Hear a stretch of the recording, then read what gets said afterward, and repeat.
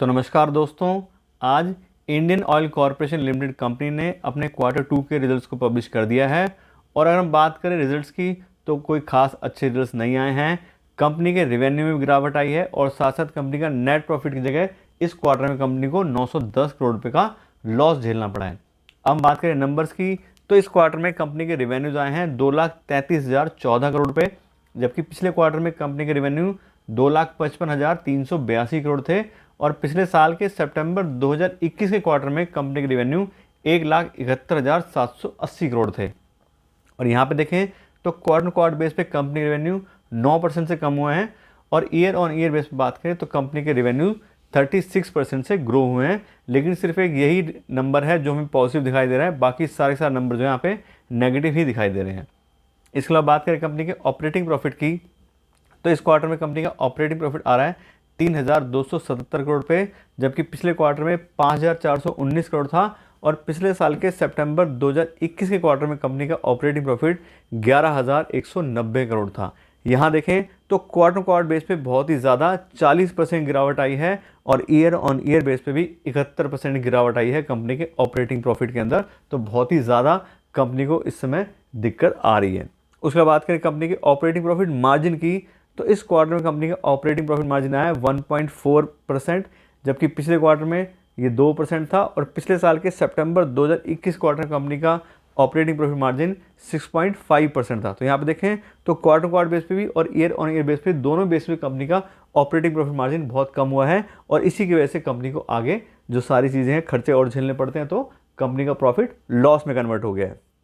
इसके बाद बात करें कंपनी के नेट प्रॉफिट तो नेट प्रॉफिट जो है इस क्वार्टर में कंपनी को 910 करोड़ रुपये का लॉस हुआ है और पिछले क्वार्टर की बात करें तो पिछले क्वार्टर में कंपनी को सिर्फ 883 करोड़ रुपये का प्रॉफिट हुआ था, जबकि पिछले सितंबर 2021 की बात करें तो वहाँ पे कंपनी को 6,235 करोड़ का प्रॉफिट हुआ था।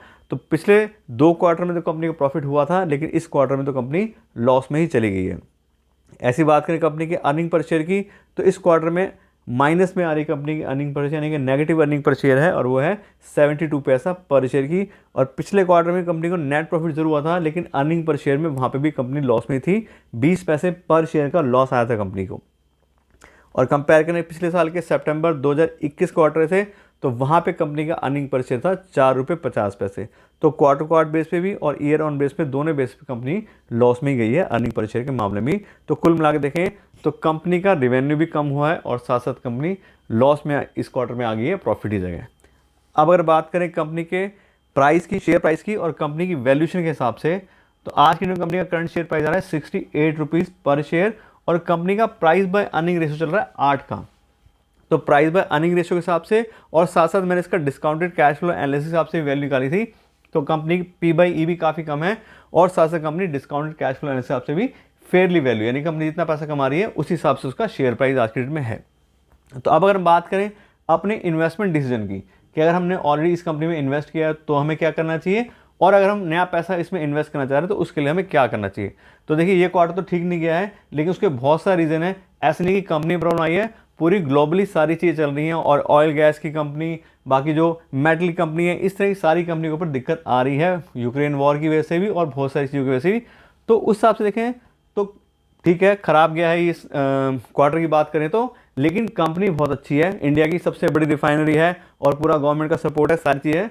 तो हमें अभी अगर पैसा हमने लगाया हुआ है तो बिल्कुल हमें होल्ड करना चाहिए।